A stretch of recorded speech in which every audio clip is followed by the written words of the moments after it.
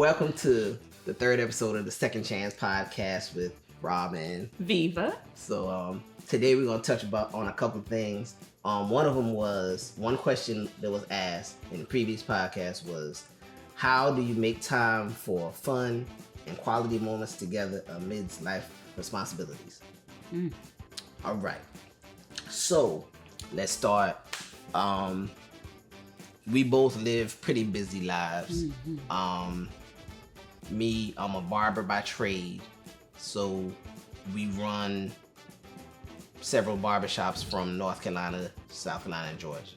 So that requires a lot of time. So managing that many team members, managing the stores, customer concerns and complaints. And then there's the part where I'm actually cutting my own clients that I have relationships with, right? So all of that. So that's just my side of what I'm doing. And of course, filming the podcast and what have you. Then on your side, you have? I'm doing the therapy practice. I'm also doing my W-2, which is coaching. And then I'm doing my own coaching on the side and a podcast. Yeah, and a podcast. And sewing. Don't forget about that. Oh, and so let me know. Ooh. Don't forget. And well, I haven't done it so long, but and sewing and getting back into sewing. Right. So our schedules are hectic. Yeah, they're very hectic. Yeah. And so what works for us is, she works from home. But what I had to learn in watching someone work from home is that they actually do more work from home than they do at a job site. Because you at home, so you never really turn it off. And so with that being said, it's like you're always on the clock. So sometimes when I come in, she's eager to get out of the house because she's been in here all day or all week or what have you, right? Yeah. So one of the things we do is we schedule a date night every week. Now we don't have it where it's a fixed date night. Because it might be Wednesday this week, it might be Friday the next week, and it varies from week to week. But we do get that date night in weekly. That's one thing we do. But I saw something today that I thought was interesting. I was watching a podcast this morning, and they said on the podcast, they said they schedule a date night. Their date night happens to be Thursday. They schedule a family dinner once a week. I think that happens to be Wednesday. One is Wednesday, one is Thursday. And then they had one that I thought was interesting. Was they do dinner with friends on Sunday. And I said, hey, that's interesting. I said, all right, I'm gonna talk to you about that. So you're hearing this for the first time in real time. So I thought that was interesting. So what do you think about the dinner, eating at the actual dinner table? Because they eat at the dinner table at least one night out the week. At least one night out the week. And then they have dinner with friends, usually on Sunday. So we gonna have some dinner with friends. We do that all the time. We gonna do that now. Then we we gonna do that. We gonna eat, and we gonna eat, especially with a couple that we have. Yeah. We gonna go eat their food all the time. All the time. And so but for go ahead. You get ready. So what we do is well, what do you think about that? Let's go back to that. What do you think about the date night and the dinner? Because we... Oh, you mean like the dinner at the table? Yeah. I think that would be a great idea. That's our... we home, so you hear Alexa. Yeah.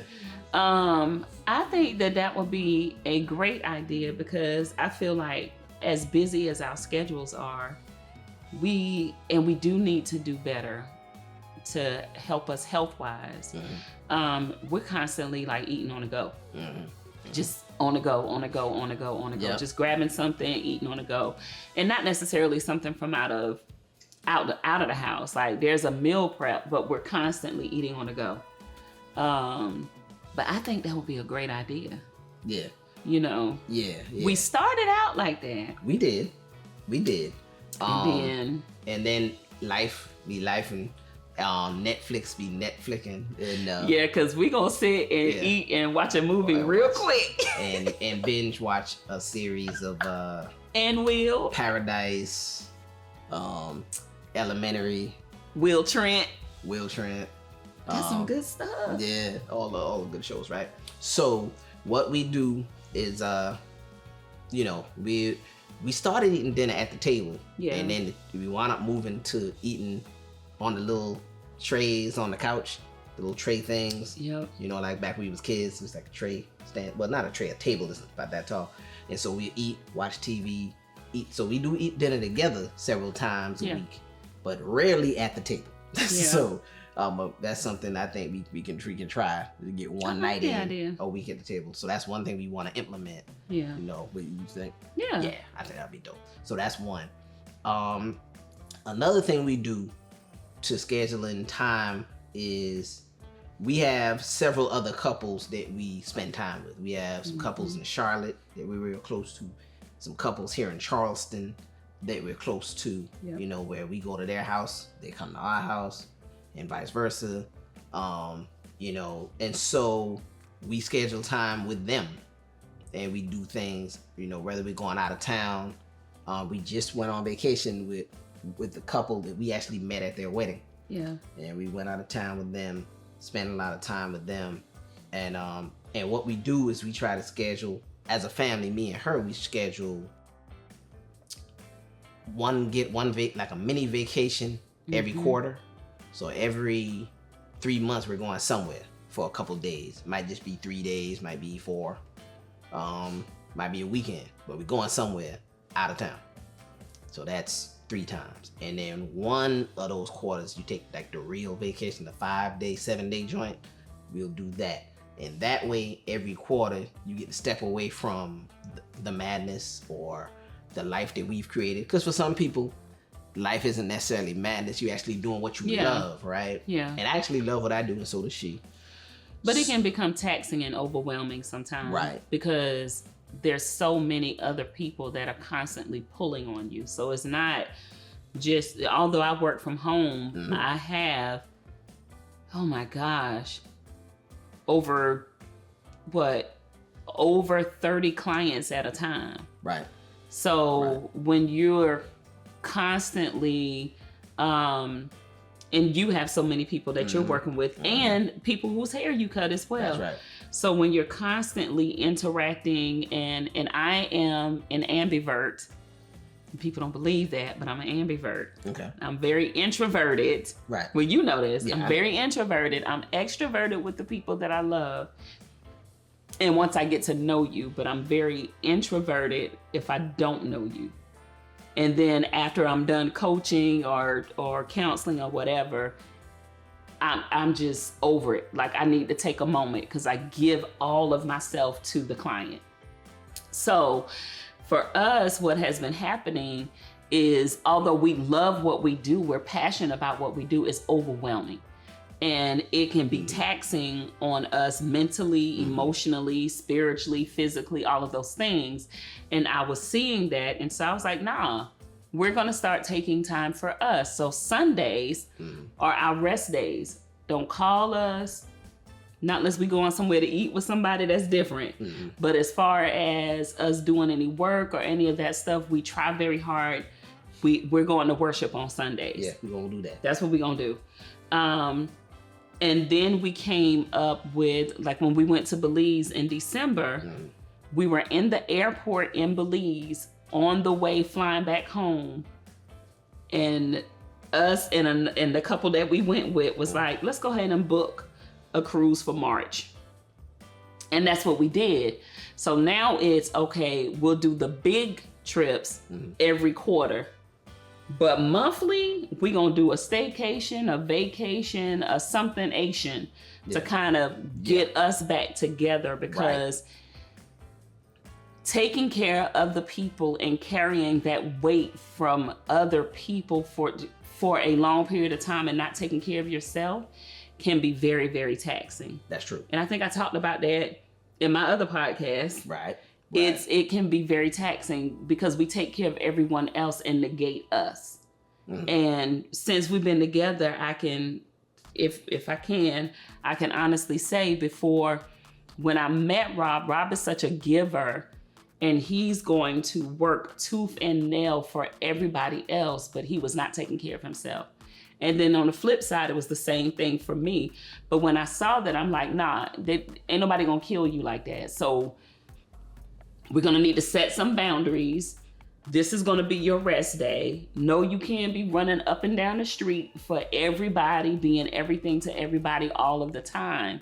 Because even on an airplane, they say before you could put oxygen on somebody else, you have to put oxygen on yourself. Mm-hmm. And so I was seeing that with him just giving, and that's who he is. He's just, if he can help you, he'll help you.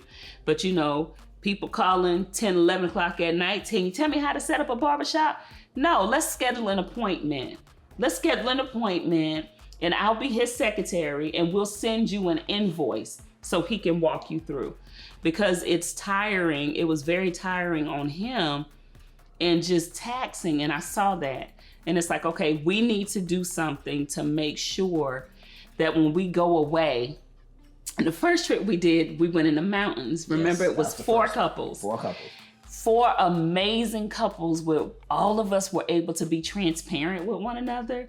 The men got along and were transparent. Mm-hmm. Yeah. We got along and were transparent. And we left there full. I think everyone left there full because we were able to pick from everybody else. And the first time I saw my husband rest and put his phone down and not pick it up, did not want to go anywhere but stay in the cabin. That's right. That whole time. That's right. That's when my light bulb came on and I said, okay, he needs more of this. And so we started making sure that we planned those trips so he can get away and get the rest that he needs. And me too. But just knowing all of the ripping and the running. And the thing that I've learned is the more we do, ain't nobody gonna stop and say, oh, you're doing so much for me. You should stop answering my phone calls late at night. Yeah. You should stop running up and down the road to help me. Nobody's gonna say that. So it's okay, we have to start setting boundaries for ourselves. And that's what we started doing, setting those boundaries. Yep. And when we're on vacation, we're on vacation. Yeah, real talk. And the good thing about the vacation, for example, that trip to the mountains, that was the first time I actually unplugged because I'm trying to make sure everybody else is having a good time, everybody around me. So I have mapped out, all right, these are all the restaurants we're going to go to. This is what we're going to do. I have an itinerary. I'm very structured. Yes, he do. Like that, right? This was the first trip that I walked in, we went to Publix before we got to the cabin. We pulled into Publix, we got to this cabin, and I put that phone over there in the corner, and for the first 2 days, I didn't come out the cabin. Matter of fact, the men were gonna go get pizza. And I was looking at them like, what y'all looking at me for? I'm good. I'm good on the couch. Nah, you coming too. Man, I don't want to leave out here. Yeah. Like, I did not want to leave the cabin at all. Like, that was the first time I had actually took a break. And so, that was a rewarding experience. Now, the 3rd day we went, had some fun, went around, checked out the city and all the things that you do in the mountain areas. But that was the first time I unplugged. And the good thing about it is, which this kind of segues us into having a tribe of people that you can be transparent with. Because in that setting, the men and the women were transparent about things they experienced as children, things they experienced, and I'm talking about, me and her. I'm not talking about what they talking about. Yeah.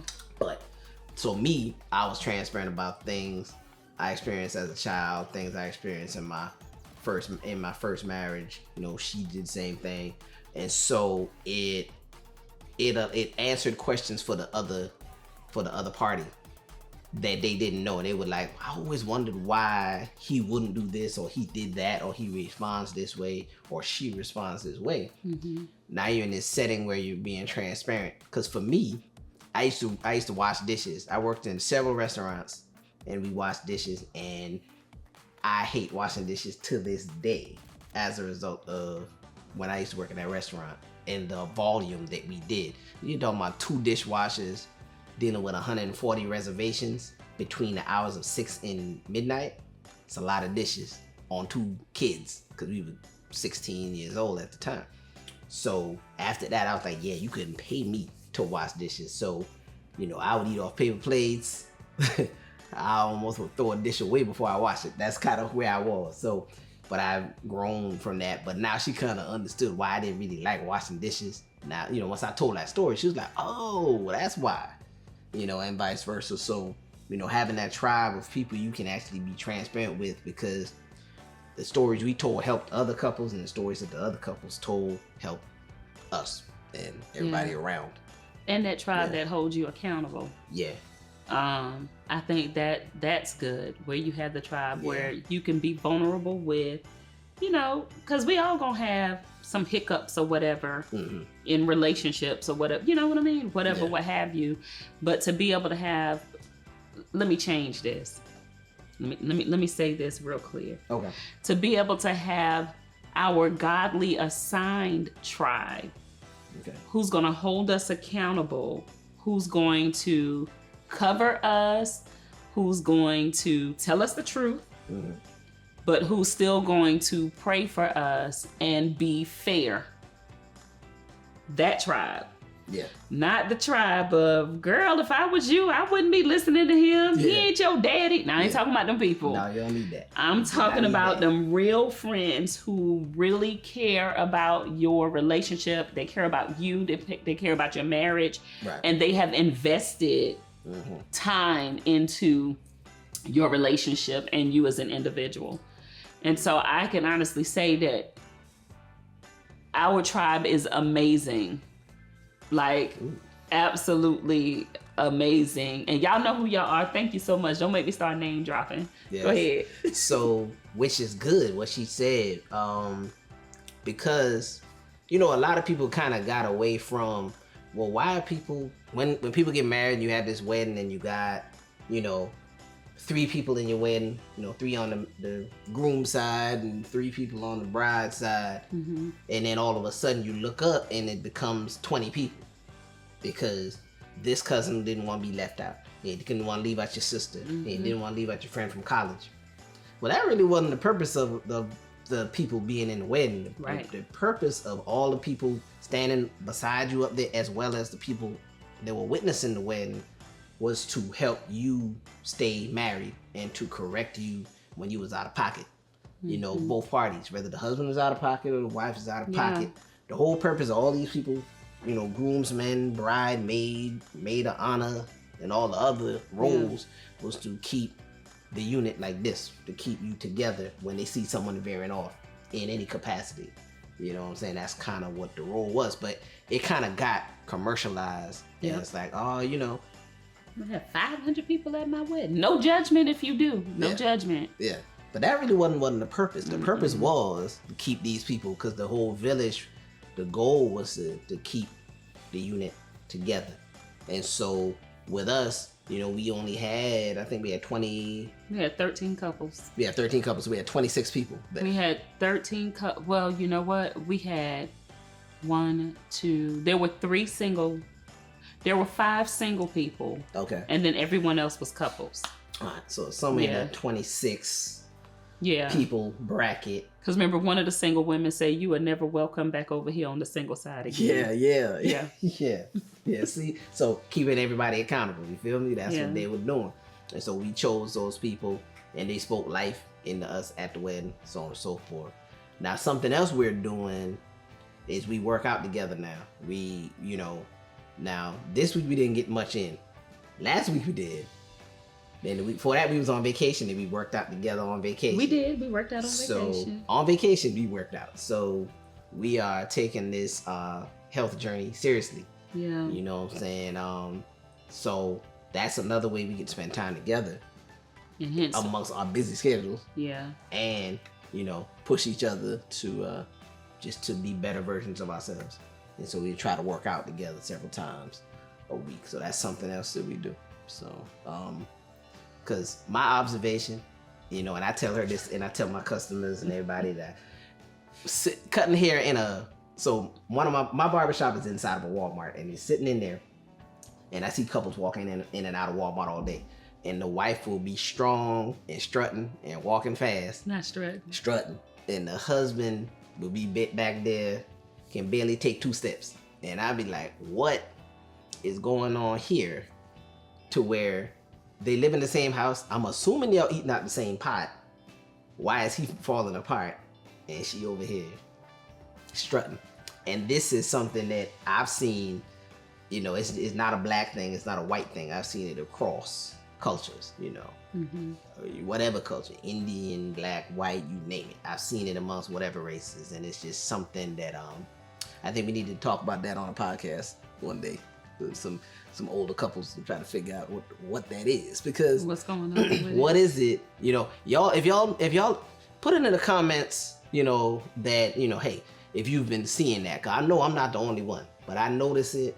Like I said, we were at a restaurant, and this woman jumped out of the truck, and she had on like the Black Girls Run outfit. Like she could probably She run. been working out. Yeah, she could probably run 5 miles on site, on demand. And so she walked around the car fast, and then I saw her open up the other door, and it took the guy like 12 minutes to get out the car. And I was like, oh man. Then I realized he was in a wheelchair, so on and so forth. And I was like, man. No, that's the one. He had the walker. Yeah, he had the walker. That was the one. They had the walker thing. Yeah. Yeah. So he had the walker.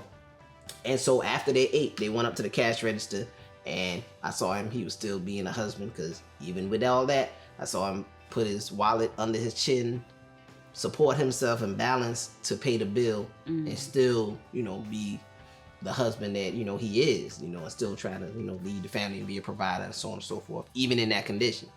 And so it just had me wondering, why is it that I see so many of men falling apart, but like I said, but their wives are so much healthier. So we push each other to stay healthy, whether it's eating healthy, we meal prepping. Sometimes we meal prep together, sometimes we don't. But yeah, so we meal prepping together. So you see that, and then on the opposite for me, What do you see?